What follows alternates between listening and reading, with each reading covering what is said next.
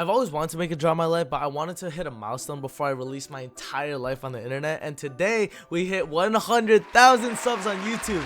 So, putting aside the fact that I'm like 10 years late on this trend, here is my draw my life. Hi, my name is Hayden Jang. I was born in New Westminster, British Columbia, Canada on September 30, 2004. My childhood consisted of exactly what you expect a Canadian boy's childhood to look like. Going outside a lot, from playing street hockey to having snowball fights in the winter, to biking during the spring and having water gun fights during the summer. It was a very active childhood. A lot of people tend to forget a lot of the things that happened in their childhood, but for some reason I remember so many details. Like, for example, when I was in preschool, I had a crush on this one girl and I liked her so much I wanted to get her attention, but she never gave me the attention, so I pulled her hair until I ripped out a chunk of it. Yeah, sorry if you're the girl watching this. But anyways, my life was so good in Canada until I was around 7, where I got the news. My mom and dad told me that we were moving to California.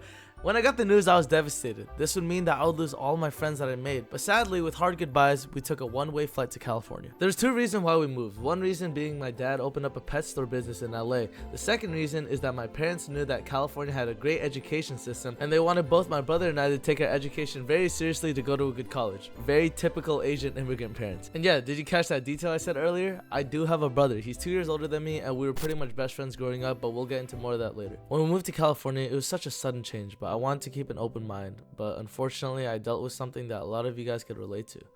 I got bullied, and it was tearing up my mental health piece by piece. From being shoved into walls to being made fun of both online and in person, everything was going downhill. The only thing that made me feel a lot better from getting bullied is watching YouTube. A lot of YouTubers had the effect on me that made me forget about all my problems, and it made me feel a whole lot better. Eventually, I was done with elementary school and I was going off to middle school. During that summer, I made a promise to myself that I was going to make YouTube videos. Now, I know what you guys are thinking. Hayden, why? So you can make money? So you can gain fame? No. The only purpose I had for creating YouTube videos was to be the YouTuber for someone who was going through a tough time. Just like how when I was going through a tough time, I would go to YouTube. I was hoping that I could do that for some people. Eventually, middle school began, and that was where I met my best friend to this day. If you guys watch my videos, then you guys know him as Bodhi. We pretty much met in English class, and the teacher had us all going around saying what we wanted to be when we're older, and Bodhi and I both wanted to be YouTubers.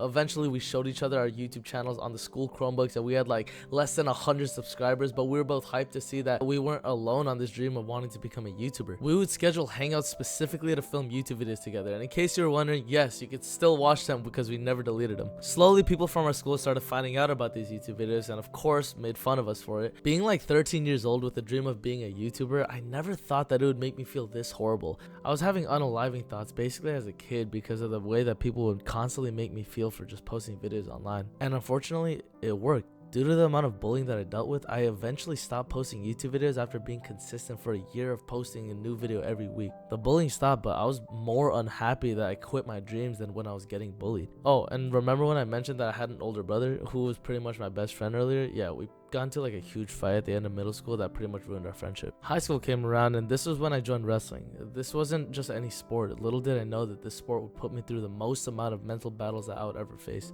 From 5-hour practices with a 3-mile warm-up every day to barely drinking any water so I don't go over my weight class, all while eating less than 600 calories a day. And I know what you're thinking, Hayden, why would you willingly put yourself through this? And it's not like I was trapped in the sport. You could leave at any time. I watched a lot of my wrestling friends walk out the door and never come back. The reason I went through this is because I wanted to really test my mental. I knew that life was going to get harder the older I get, so I knew that this life thing that we're all living on doesn't get easier, so might as well just train my mental and physical health to the max. I was also a very reckless kid. I would hang around a group of guys that would constantly look for problems and rules to break, from trespassing properties, graffitiing, always getting into trouble at school, fights with random people, and all the friends that I would hang out with would partake in drinking and smoking the devil's lettuce. I, on the other hand, chose to never smoke or drink for 2 main reasons. One being my dad grew up drinking a lot, and the way he acted made me never want to touch alcohol ever. And 2, I was heavily focused on wrestling and staying in the best shape possible, so anything that could slow me down, such as drinking or smoking or even junk food, I would avoid. Fortunately, those guys never pressured me into doing anything, but since we were doing pretty wild stuff, there's no surprise that we got caught up with the police.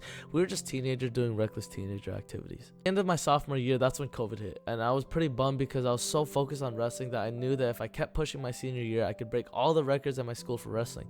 So during COVID, I devoted all my free time to two things: working out at home and making TikToks. I was told by this girl that I was dating at the time to make a TikTok, so that's exactly what I did. And y'all know how 2020 TikTok was. I didn't really know what I was doing, but all I knew is that I love making videos, and school wasn't coming back anytime soon, so nobody could bully me for the stuff that I was posting. So I posted anything and everything for attention, which, yes, if you guys see my old videos, and you guys know that I was making a bunch of thirst traps. But hey, I don't want to hear it. They were getting decent views and I was pretty hyped. The girl I was dating at the time, we ended up breaking up. I was sad for like a couple days, but then it just gave me more time to make more TikToks. Very shortly after, I would meet a girl, let's just call her Crystal.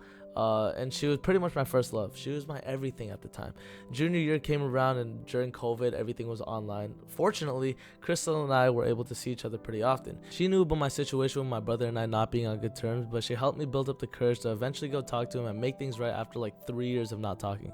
My brother and I eventually got good, and we ended up putting our differences aside, although we weren't as close as we used to be, but that's okay. That's just part of growing up. The summer before senior year, a lot happened. I applied to get a job at a ramen shop to make extra money, since at the time I had like 100,000 followers on TikTok that I built off of thirst traps, so I wasn't really making anything off of that. I kept making TikToks as a hobby, and I never considered it work at all. And this part of the story is where things get heavy. It was August 10th, and I knew it was my first day at work at the ramen shop that I applied for. Before going in, Crystal and I had a pretty rough breakup, literally an hour before my first shift. I went in trying to hold back tears of sadness, knowing that I just lost a girl that I spent so much time with. During my shift, I dropped so many things, burned my hand, and messed up at work so many times. This was most likely because of the fact that my mental status after the breakup was so terrible, and it's also probably because I'm really clumsy. But yeah, after work, I felt mentally and physically drained. As I was driving home with a lot of cloud in my mind, I got into a massive car crash. The next morning, I woke up and I was praying that everything that happened that day was just a terrible nightmare, but I woke up and I was faced with reality.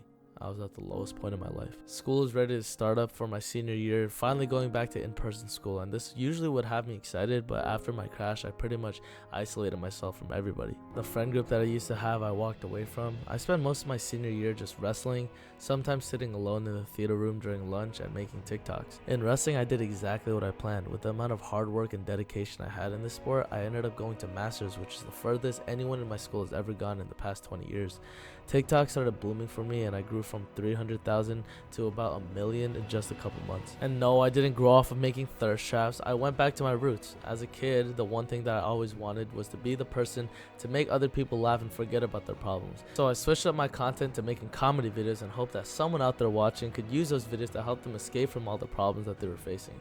I graduated high school and I was off to college. I went to a school called Cal State Long Beach for 2 weeks, and I hated it. Nothing to do with the school or anything, but I just knew that if I took the time that I would have spent in college into creating videos and making it a whole lot better, then I knew that it would be possible to follow my dream. And no, I'm not against college or anything. If you want to do something that requires a degree, then go to college, stay in school. But if you want to do something that doesn't require college or a degree, then chase what you want to do. I told my parents that I wanted to drop out, and at first they were a little bit unsure, but they ended up supporting me with what I do. I continued making my little TikToks and YouTube videos, and I did what little Hayden wanted me to be doing after so many obstacles that were thrown at me. I knew with the mental strength that came with all the stuff that I dealt with, I knew that I was going to be okay. And no, I'm not making this video so I could brag about how I made a living off of social media and how, oh, haha, suck it bullies, you guys thought that I wasn't going to be anything, look at me now. No, I know that there's a lot of you guys watching this that could relate to the stuff that I said, and I wanted you to know that even if you feel like you're at your lowest, even if you feel like the world is against you, whatever that you want in life is possible as long as you never give up. I was never perfect growing up. I had a lot of ups and downs, but that's just life. Just know that it always gets better, because now 100,000 of you guys are subscribed.